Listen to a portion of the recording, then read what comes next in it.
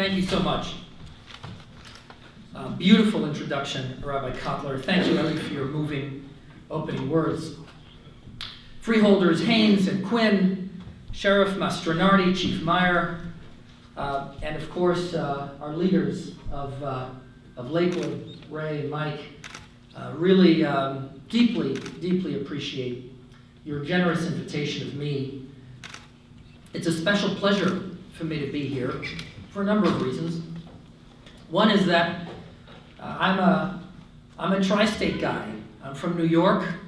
My father was born in New Jersey. My grandparents grew up here in New Jersey. I've been here since childhood. In fact, my uncle was a judge right here in Ocean County. And so to be here and visit you and bring greetings from the President of the United States is a high honor and deep privilege. And I thank you for your generous hospitality. I was appointed 6 months ago, almost to the day, to hold an office created by law and by design to protect the Jewish people throughout the world. That, by the way, is an extraordinary statement in and of itself. The most powerful country in history created an office devoted to protecting Jews. Why is that? Well, one reason is because we have champions in our government, like Chris Smith, who has made it his life's work to advocate for human rights around the world and religious liberty, and to fight all manner of hatred, and especially this most ancient and relentless hatred that is anti-Semitism. Chris Smith, a non-Jewish leader who is a champion of the Jewish people and so many other important causes. And in crafting the legislation that created my office, he joined together with another member of Congress, the only Holocaust survivor ever elected to the United States Congress, Tom Lantos. The two of them, together with another congressman you might have heard of, his name's Mike Pence, drafted this legislation and created this office. But while leadership explains this and almost every good thing that happens, leadership alone doesn't explain it. How is it that America did this? And the reason is simple. We bled and we fought to defeat one of the most hateful ideologies in the history of the world. An ideology that was defined by anti-Semitism, but created widespread destruction in Europe and throughout the world. We understand how urgent this fight is. And we also understand that if fighting anti-Semitism were only about protecting Jews, it would still be worth doing, because it's the right thing to do. To stand up and fight for the most persecuted minority in history, that's reason enough to do it. But we in America also understand that this fight against anti-Semitism isn't only about the Jews. Rabbi Kotler, you said it so well. This is about the future of our country. President Trump, every time he speaks about anti-Semitism, calls it a vile poison. The vile poison of anti-Semitism. A truer description was never said.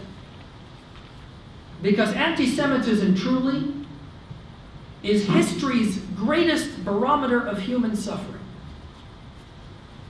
In every society in history that has imbibed this vile poison has rotted to its core and produced human misery at a level that defies description. That certainly is the case in Europe. So we meet today to talk about this. We meet at an urgent time of increasing anti-Semitism throughout the world. Hitler infamously proclaimed toward the end of his life, when he saw his defeat impend. He said, after 200 years, the world will forget about this, and they'll be back to killing Jews. And perhaps he overestimated the ability of the world to resist this ancient temptation, because it is now 75 years, exactly 75 years, since the Nazi crematoria have cooled. And we're seeing Jew hatred on the rise everywhere. Jews are attacked on the streets of Paris and Marseille and Berlin. Yes, Berlin, just 2 days ago. Jews are attacked in Crown Heights. The internet is boiling over with anti-Semitic hatred. Textbooks in some countries that are allied with the United States, I'm not talking about Iran here, allied with the United States, are inculcating Jew hatred in children in schools. The college campuses in the United States and in parts of Western Europe have become hotbeds of anti-Semitism, where anti-Semitic venom is normalized. It's spoken openly by professors and certainly by far-left student groups. In Eastern and Central Europe, places that were occupied by the Nazis, you have far-right Nazi-like groups ascendant, holding torchlit marches through the streets. But I'm here today not to talk about Europe or the Arab world or Latin America. I'm here to talk about us. I have the great privilege of holding this office on behalf of the most philo-Semitic country in the history of the world. And that is what the United States is. Here in this country, Jews aren't tolerated. We talk about tolerance as the great virtue of our age. I don't like the word. Tolerance implies passive resignation. In America, Jews aren't tolerated. Jews are embraced and treasured. That's the history of this country. Our founding fathers were inspired by the Jewish story. They talked about the chosenness of the new immigrants to the colonies. And they talked about the covenant of America and the promise of America as the light unto the world. All Jewish concepts. So influential were those concepts on our founders that literally, when our country broke from England, it was seriously discussed and almost implemented that Hebrew would be the language of the United States. In fact, on some of our oldest universities, for that reason, Hebrew appears on their crests, including of Yale University, because of the values that our founding fathers embraced. When it comes to supporting the state of Israel, no country on earth has defined its foreign policy in so clear a fashion as has the United States. But this is a tale of two Americas. That's the one America, the most philo-Semitic country on earth, which not coincidentally is the most powerful country on earth. And the other America, a darker America that is hard to recognize. It's the America of Rise Up Ocean County, the America of Poway and of Pittsburgh. Poway and Pittsburgh. Jews murdered in this country on Shabbat for no reason other than that they are Jews. I spoke on behalf of President Trump and the entire administration at the funeral of Lori Kay of blessed memory. A wonderful, beautiful woman who devoted herself to all kinds of causes, helping the underprivileged, teaching children. What a stark contrast to the obsessive hatred of the young man who took her life. But who is this young man who took her life? This regular American. Where does someone like that come from? And here's what we have to understand. That young man, like the Pittsburgh shooter who murdered more Jews in synagogue on Shabbat, and also because they were only Jews, were not born that way. They were not genetically predisposed to homicidal, pathological hatred. They were reared to hate Jews. They drank from the vile poison of anti-Semitism over the course of years,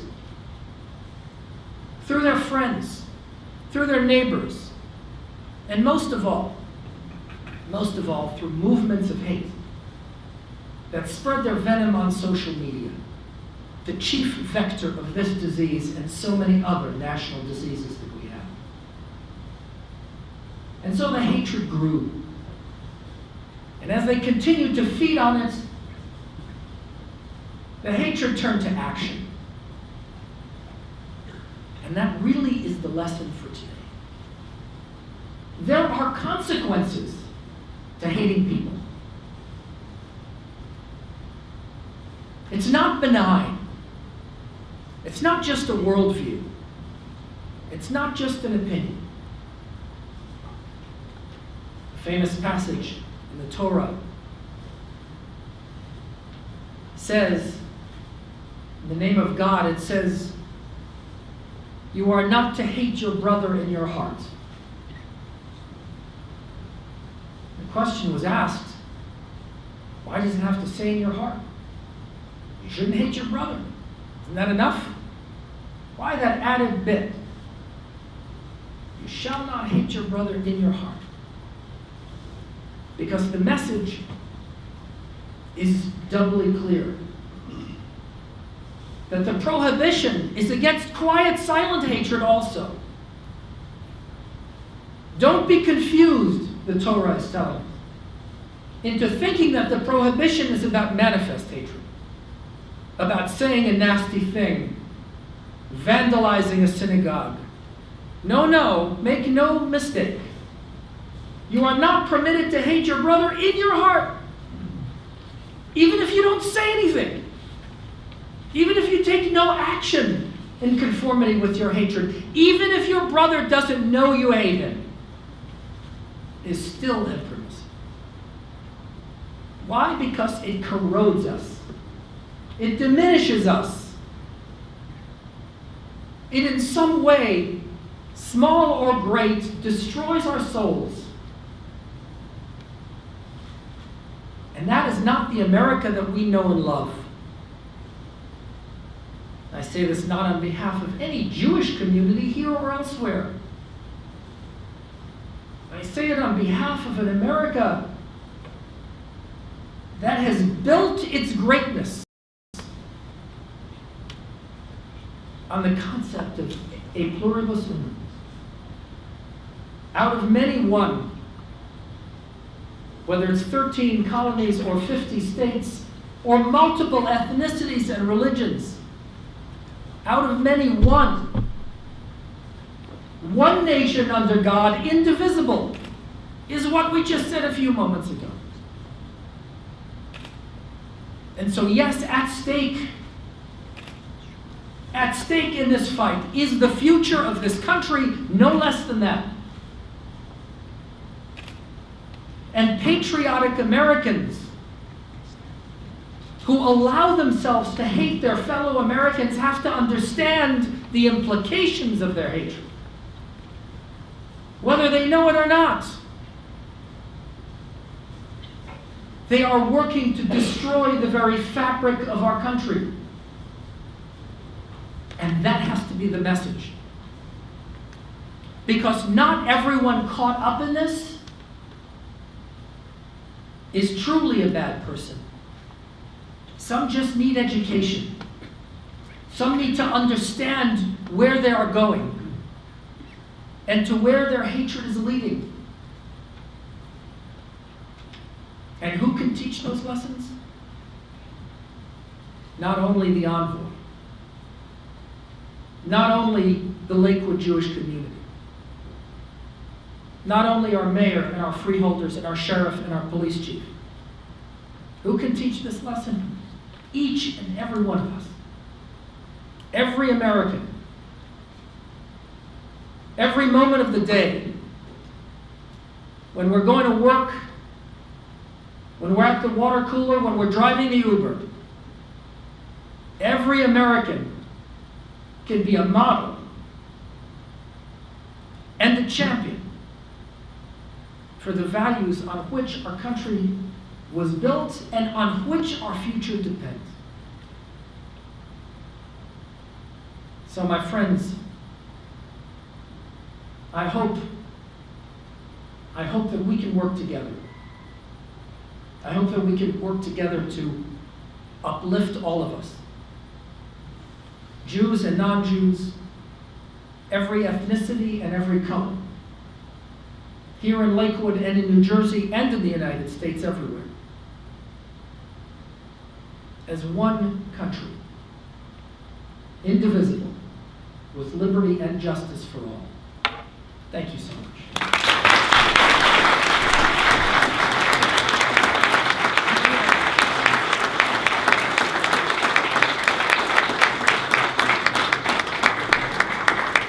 Thank you, Special Envoy, for your moving and wise words. The envoy will take some questions. Please try to keep it brief because we have about 15 minutes left. Thank you.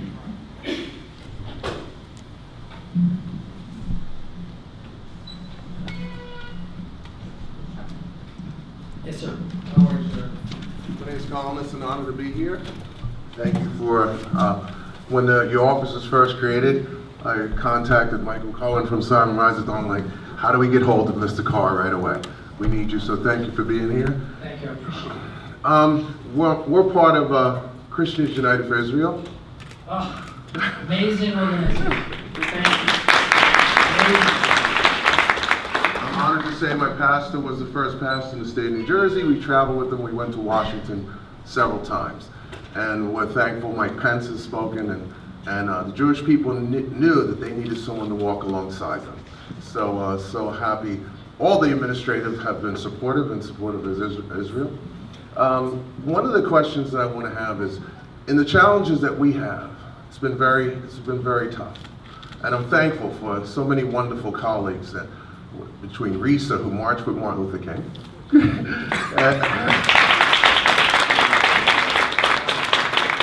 and Lauren and Sahaba, who do presentations for the Orthodox community to develop cultural understanding, because it all comes through education. And in defense of a little of my Toms River colleagues, Committeeman Turnbach and Laurie, we just held a cultural festival so that we can bring the people together. So there's a lot of wonderful grassroots efforts in bridge building. But here's the question. One of the things that we know we need to impact in is education. It's our young people who are reckless. It's our young people who break in and spray swastikas and say negative things. It's very sad. I get a chance to go around on Shabbos and to visit the different Jewish people, and they're walking down the street and throwing pennies at the kids, and they just threw an M80 out of the car to scare them. And so we're trying to get to our educational commissioner, because people on our Board of Education need cultural understanding too, and I think it comes from the top down. So we're just hoping, and Michael does such amazing work. They have such awesome programs at Simon Wiesenthal. But we're wondering what is the administration doing and trying to get into that educational system so that we can strengthen this fight. It's an honor to read about your service. It's an honor to have you where you are. And I'm glad you came to Lakewood. How can you, we're hoping to get to our New Jersey Educational Commissioner, but how can we get to that? Well, thank you for your kind words. I really appreciate it, and thank you for all that you do in your leadership. So let me say two things. First of all, on the federal level, we are working to explore all issues related to education on this issue. You know, often it's said, well, we were talking about this morning, that, well, Holocaust education, right? I mean, this is a clear problem. I mean, all surveys show that fewer and fewer kids know what the Holocaust is in the United States and in Europe. I mean, it's just a terrible attenuation of basic education in that regard. But it's really not only about Holocaust education. That's important. Okay? Everyone has to understand where anti-Semitism leads, human wreckage that it produces. And Holocaust education is a key way of doing that. But it's really so much more. Education has to be values-driven. We have to teach kids what the values are on which our country is built. We have to teach kids about the Jewish community and about other ethnic communities, right? To appreciate, you can't appreciate what you don't know. And so really education is a very important part of this process. And so we've actually been working together interagency with the Department of Education and Treasury and Justice. And just to show you the commitment of this administration to this issue, it's unprecedented. Let me say that one of the great assets in this fight is that we have an administration committed in unprecedented fashion to the fight against anti-Semitism. We had a conference that Ellie actually and I were together at the conference at the Department of Justice, where attending this conference was the Department of Education, represented by the Secretary, the Department of Justice, represented by the Attorney General, the Department of the Treasury, represented by the Secretary, and the Director of the FBI. And I was there on behalf of state. So we came together, really at an extraordinary statement of interagency cooperation to address this using every possible tool the administration has. I think a lot is going to come from that. That meeting and other meetings we've had at coordinating at a level of coordination, and I'm actually very excited about steps we're going to take soon that will emerge from that process. So that's number one. The second thing I want to say is this. You know, I'm a former prosecutor. 13 years as deputy DA in LA County. I prosecuted gangs in LA. Yes, there are gangs in LA. I don't know if you've heard that rumor. And I did awful sex crimes as well, but I also prosecuted hate crimes. And I'll tell you about something that we did. And I just met with county prosecutors in northern New Jersey about this, and they loved the idea. Sometimes a kid does something stupid, and it really doesn't rise to the level of not only not a felony, but it's barely a misdemeanor. Sometimes you have what's called an office hearing, where you don't even file a case. And you say, well, okay, we'll bring him in, we'll ask him questions, and we'll say, don't do it again.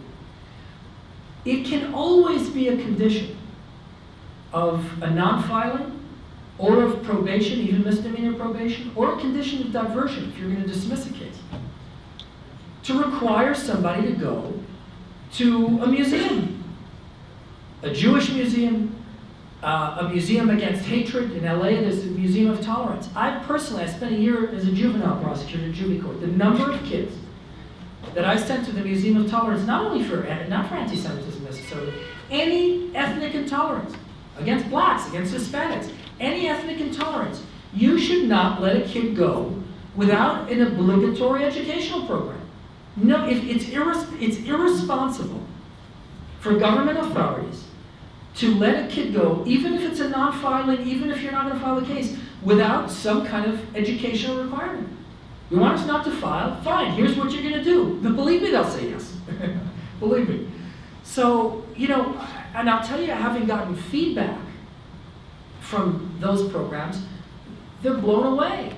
I mean, you've got some bad people who are the real haters, okay? Museum's not going to change them. There are other ways you deal with them. But a lot of these young people are just ignorant, and they're caught up in sort of a movement. In this case, I understand there are issues about changing neighborhoods, You know, this isn't the first time a neighborhood has changed in America and people are worried about it. Okay, this has happened a million times in U.S. history. And you always have these kinds of tensions. Sometimes these tensions turn into movements of hate, which are despicable, and sometimes people get caught up with it. It's not a justification, it's just a factual explanation. What do? You intervene right away, and you make sure you educate those people. And you have them go to programs where they learn about tolerance and understanding and diversity and the beauty of our diversity in this country. Right? You can't just assume that a kid is going to absorb it by osmosis, or he's going to wake up and have an epiphany. There's no epiphany. I'm here to tell you, he's not going to wake up and have an epiphany unless you make him go through some kind of educational process. And so I would say absolutely critical. I know we have the sheriff here and law enforcement here. It is absolutely critical.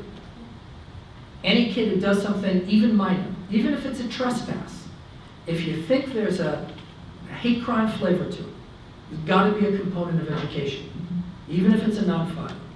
It's very, very important. And then lastly, I want to say something about condemnation. The power of unequivocal and resounding condemnation. That means I have to FaceTime my kids because they're going to school in LA.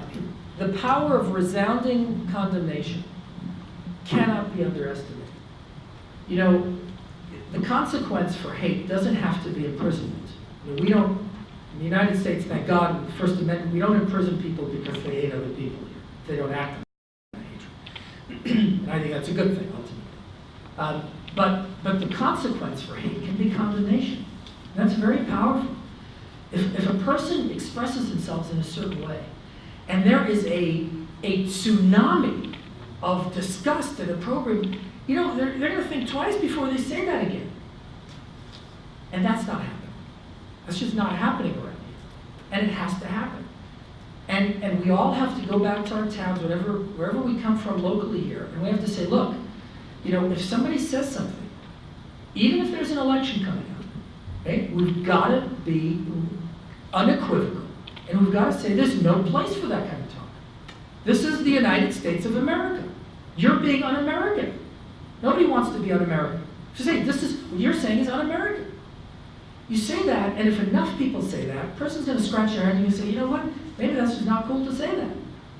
But if somebody can express themselves that way, and nobody says anything, and then candidates run for office and they placate it by feeding it and saying, you know, I'm gonna try to get votes this way, what do you think's gonna happen? It normalizes it, it gives it a stamp of acceptability, it's gonna happen more and more and more. And then the hate is gonna turn to vandalism. The vandalism is gonna turn to a street assault. And the street assault is gonna turn to Pittsburgh and Poway, God forbid. God forbid. And then when Pittsburgh and Poway happens, other than the few fringe haters who are going to say, gee, finally, you know what everyone else is going to say? Everyone else is going to say, how could this happen?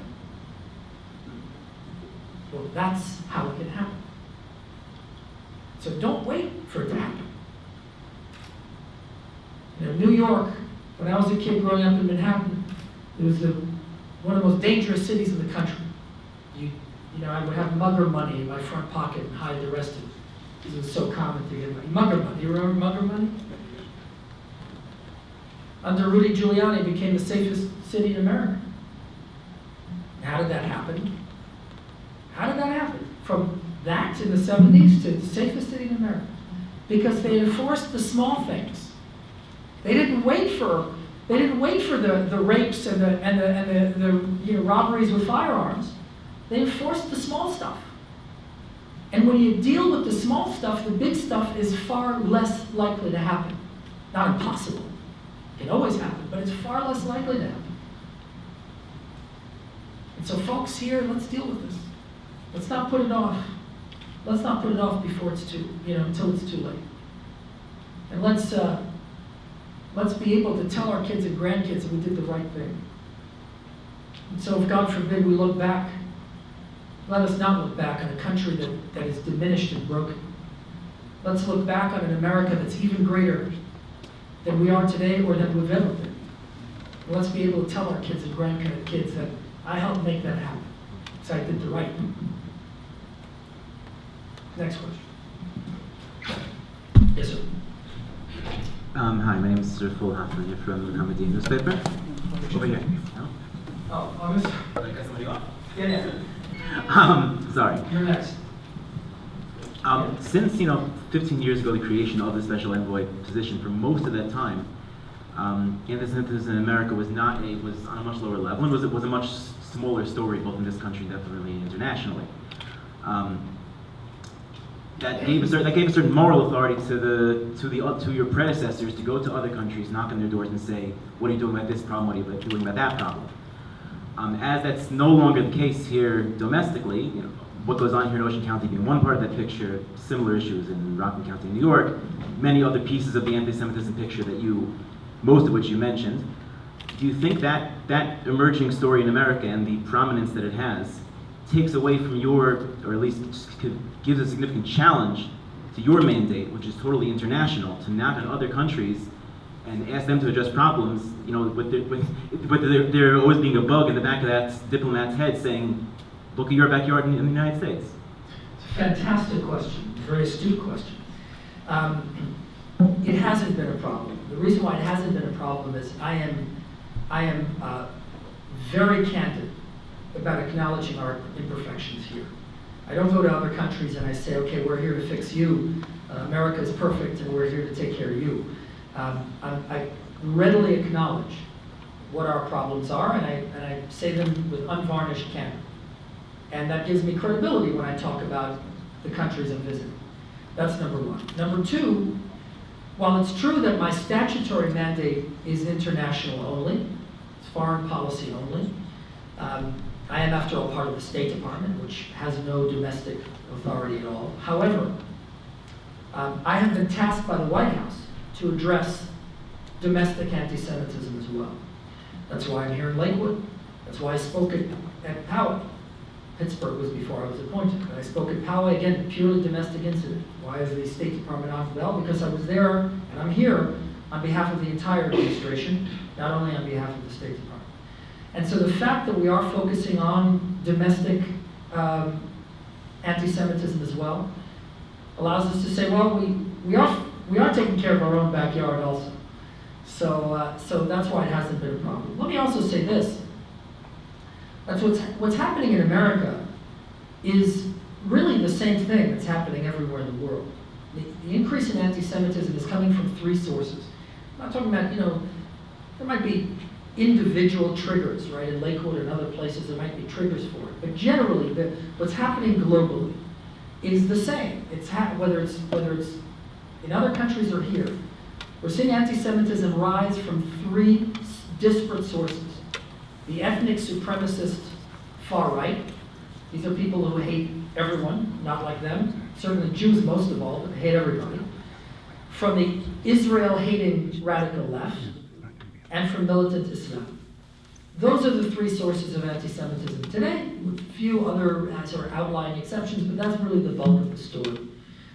Interesting thing about that, when you think about it, is that these are three ideological perspectives, ethnic supremacist right, radical left, and militant Islam, that should hate each other more than they hate anything else on earth. I mean, you cannot imagine three more disparate worldviews, and yet they're united in their hatred of the Jewish people. And I would argue, united by one other thing as well. And that is the fundamental incompatibility of their principles with everything on which our country was built. And that's another reason why this is really a fight about our future as the United States, and the future of the United Kingdom and France and Germany. Because these three groups threaten the very fabric of our country and our body politic.